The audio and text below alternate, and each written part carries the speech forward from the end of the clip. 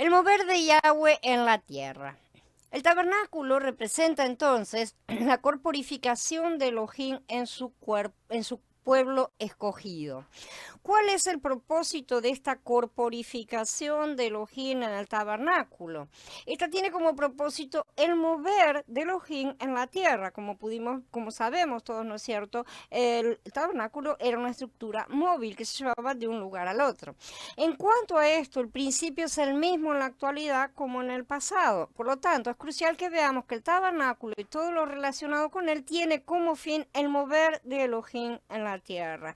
Esto representa que este mover es durante la etapa del desierto, ¿no es cierto? Porque cuando llegaron a la nueva tierra se lo colocó en un lugar determinado, a pesar de que tuvo algunas movidas, digamos, del lugar. Finalmente Yahweh determinó el lugar donde sería todo instalado y donde más adelante sería levantado el templo. Por causa de los enemigos, Elohim no tiene libertad de actuar. Si él quiere moverse en una dirección, no tiene paso, no tiene el camino libre, ¿no es cierto? Porque el enemigo se opone, que tiene una oposición que es real y concreta, ¿sí? Ellos bloquean el camino. Entonces, si él decide moverse en otra dirección, otros enemigos también tratan de impedírselo, ¿no es cierto? Y agua no es bien recibido en ninguna parte. Esa es la realidad en este planeta. Entonces, ¿qué debe hacer? Elohim debe luchar a fin de destruir a sus enemigos. Por esta razón se les dijo a los hijos de Israel que no tuvieran compasión de los cananitas, ¿sí? Por el contrario, debían destruirlos por completo.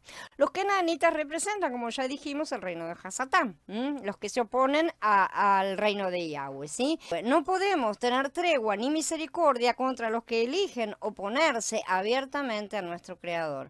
Tampoco se trata de matarlo físicamente, no tenemos lucha contra carne y sangre, ¿no es cierto? Pero sí espiritualmente. Y en caso de que no los reciban ni escuchen sus palabras, salgan de aquella casa o ciudad y sacudan el polvo de sus pies.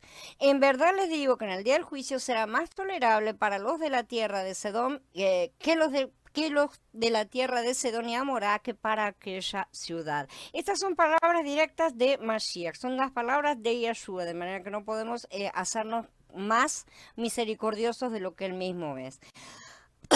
Sí, no podemos tener una tolerancia políticamente correcta, por así decir. Esas son las enseñanzas de un sistema que solo a través de una actitud que tolera el mal puede alcanzar el tamaño que ha alcanzado, justamente gracias a los que han creído ser más misericordiosos que Yahweh. Cuando él dice extermina completamente, eso es lo que tenemos que hacer, ¿sí?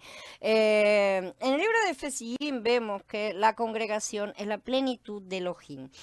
¿Qué es la plenitud de Elohim? La plenitud es su tabernáculo, a saber, la corporificación de Elohim y su pueblo escogido. Finalmente, según el libro de Efesín también, la congregación será un guerrero que lucha no contra carne y sangre nuevamente, sino contra principados y potestades en el aire, ¿sí? Que son los que gobiernan indirectamente a la carne y la sangre que está en la tierra, eso es cierto. Por lo tanto, la revelación de la congregación en el libro de Efesín corresponde con el tipo que es presentado justamente en el tabernáculo de Shemot. En primer lugar, es necesario que el tabernáculo sea la corporificación de Elohim. Entonces, el pueblo escogido de Yahweh debe tener la experiencia de todos los aspectos de este tabernáculo. Por eso le dio tiempo de experiencia, de experimentar y de vivir, ¿no es cierto?, a los sacerdotes en esta situación, en este uso diario, ¿no es cierto?, que ellos hacían de todas estas cosas, hasta llegar a la experiencia del altar del incienso, ir pasando parte por parte, ¿sí? A fin de interceder por los intereses de Elohim y su mover. Específicamente, el pueblo de Elohim debe orar para que se forme el ejército de Elohim. ¿Sí? Un ejército que luche por el mover de Elohim en la tierra. Como podemos ver, este es un asunto personal que debe ser ejecutado a nivel corporativo. No es un asunto corporativo porque la corporación, o sea, el cuerpo está formado por individuos, ¿no es cierto? Pero tampoco es una cosa que podamos hacer individualmente, ¿sí? No existe un ejército de individuos, ¿sí? Esta es la razón por la que se menciona el censo y la plata para la proselytización inmediata inmediatamente después de la descripción del altar del incienso. De hecho, en los últimos, en el capítulo 30 del 11 al 16 se enfatiza más el censo que la plata para el rescate, a saber, la plata para la propiciación. No está centrado el asunto en el dinero, en el valor, ni siquiera en el mineral que está siendo utilizado. Sí, como ya dijimos, esto no era para todos, entonces no es una representación de la redención directamente. En el Pasuk 12, Elohim le dijo a Moshe que contara el número, que hiciera un censo de los hijos de Israel, que elevara las cabezas. Esa es la palabra literalmente como se traduce. Este número propiciaba la formación de un ejército. Tenemos que ser impresionados con el hecho de que cuando el pueblo escogido de Elohim llega al altar del incienso, ellos interceden por el mover de Elohim. No están intercediendo por cosas personales, no están pidiendo absolutamente nada. Esa no es la oración del altar del incienso. La respuesta a esta oración de intercesión es la formación del ejército, justamente.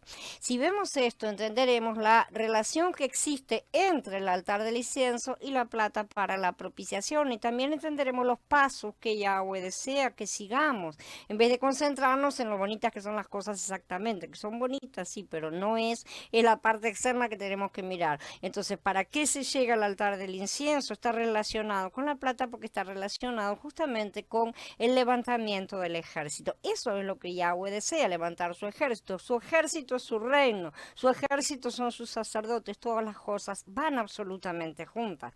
Entonces, en el altar del incienso oramos por el mover de Elohim. Para que esta oración sea contestada, se debe hacer un censo para saber quiénes pueden formar el ejército que luche por el mover de Elohim en la tierra. Y esa es la tarea que nos corresponde a nosotros, ¿no es cierto? Aquí vamos a ver cómo se realiza.